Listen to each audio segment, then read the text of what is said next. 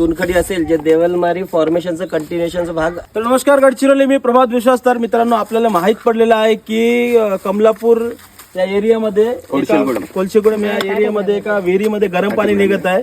तर आम्ही आता आलो त्या ठिकाणी बघासाठी. अजून आपलं नशीब पण एवढं चांगलं की इथं पाणी पुरवठा विभागाचे साहेब पण आपल्याला भेटलेले आहे. तर मित्रांनो, तुम्ही बघू शकता आता आपण पाणी काढलेलं आहे विहिरीतून. तर मित्रांनो, हा पाणी नाही का खरोखरचा गरम पाणी आहे. अजून ह्या ताईच्या घरी आहे. ताई, काय म्हणता तुम्ही, केव्हापासून निघताय हे पाणी? 6 महिन्यापासून निघत आहे. 6 महिन्यापासून हा पाणी निघताय म्हणते. तर साहेब आता पाणी घेतलेले आहे. आता त्याला चेक करून पूर्णपणे सांगणार आहे की पाणीमध्ये आहे काय. बरोबर साहेब? येस. तर साहेब, तुम्ही काय म्हणा 2 शब्द की पाणीमध्ये काय आढळू शकतात? आमच्या पहिले प्रत्यक्ष आता पाहिल्यानंतर असं वाटतं आपल्याला की खाली चुनखडीचा थोडासा साठा असायला पाहिजे. ताईंनी जेव्हा गाळ काढलं मागच्या वर्षी, त्या गाळ काढल्यानंतर खाली भेग निर्माण झाली असेल आणि खाली चुनखडी असेल जे देवलमारी फॉर्मेशनचं कंटिन्युएशनचा भाग असू शकते.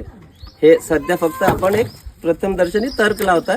पण आता पाण्याची टेस्टिंग केल्यानंतर त्याच्यात कोणते मिनरल्स आढळतात त्याच्यानंतर आपण फायनल काहीतरी बोलू शकतो. बरोबर आहे, बरोबर. तर मित्रांनो, साहेब आता पाणी घेतलेले आहे. आता त्यांनी चेकअप वगैरे करून मग नंतर सांगणार.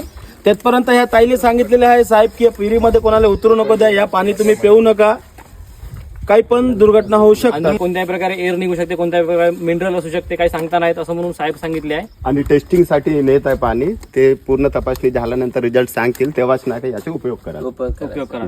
तर मित्रांनो, तुम्हाला जर बघायचं असेल तर तुम्ही येऊ शकता. ताटीगुडम हा ताटीगुडा ताटीगुडम या गावामध्ये जवळ आहे, 2 गरम किलोमीटर. पाणीचा विहीर आहे. चला, धन्यवाद.